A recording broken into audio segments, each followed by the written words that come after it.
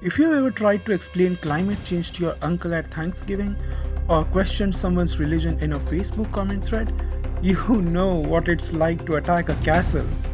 Imagine your beliefs as the walls of a castle. You didn't just build them, you live inside them. They protect your worldview, your identity. The thicker the walls, the safer you feel. But when someone questions your belief, your truth, it doesn't feel like a debate. It feels like a war. And the more personal the belief, the taller, thicker, more impenetrable the wall. But these aren't just symbolic walls, we literally build them in our brains. Your brain isn't just an organ of thought, it's a fortress engineer. Confirmation bias is your brain adding bricks only where they match your blueprint. The backfire effect? That's like someone firing a cannon at your wall, and instead of cracking, the wall rebuilds itself stronger. Here's the kicker: the same areas of your brain that respond to physical threats also light up when someone challenges your beliefs. In other words, disagreement feels like danger. Neuroplasticity means the more you repeat a belief, the more fortified it becomes. Over time, your brain isn't just storing a belief, it's turning it into you. This explains why arguing with facts often fails. It's not a battle of logic, it's identity defense. You're not just defending an opinion, you're defending your membership card to a tribe. Ever noticed how political debates sound less like chess and more like turf wars? Or how questioning someone's diet or parenting style can instantly turn a brunch into a battlefield? It's not that people are stupid, it's that changing a belief feels like losing your tribe, your foundation, yourself. You feel like you're not just wrong, you're exiled. So if you want to change someone's mind, you can't just swing a sledgehammer. You need to understand the architecture.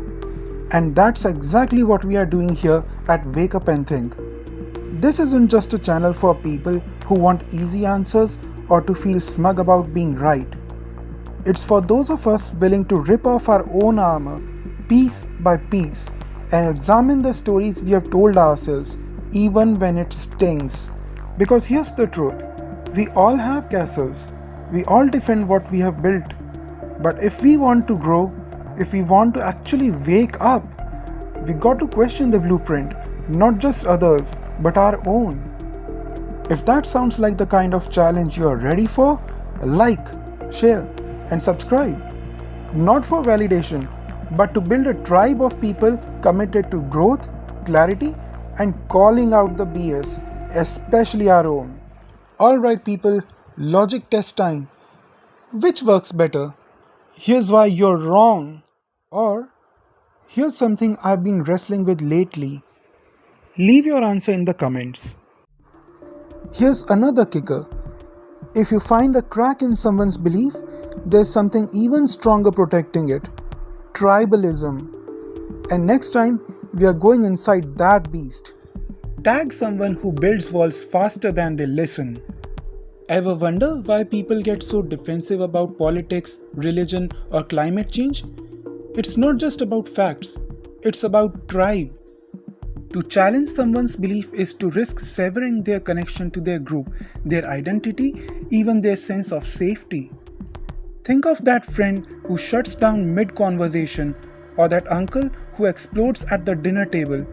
It's not just disagreement, it's identity defense mode. So when they push back, it's not stubbornness, it's self preservation. The thicker the walls, the safer you feel. But when someone questions your belief, your truth, it doesn't feel like a debate, it feels like a war. And to persuade someone, facts alone won't cut it. You need to find the cracks in the armor, places where doubt already exists. That's your entry point. The real battle isn't about information, it's about identity. But even if you get through the wall, there's something bigger guarding the castle. You can tear down someone's logic and still lose the war. Because logic never led the army, loyalty did. The mind doesn't just defend ideas, it defends belonging. And that's where things get even harder. Because in the end, it's not just about what you believe, it's about who you belong to.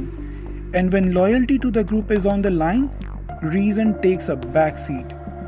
Pause. Think of a belief you hold tightly, one you defend even if the facts started shifting. That right there?